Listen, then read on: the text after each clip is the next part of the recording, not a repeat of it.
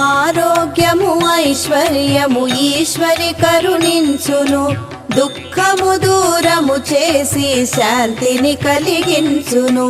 రాజేశ్వరి దేవిని భక్తితో స్మరించుము, రాహుకాల పూజ చేసి శుభ ఫలములు పొందుము.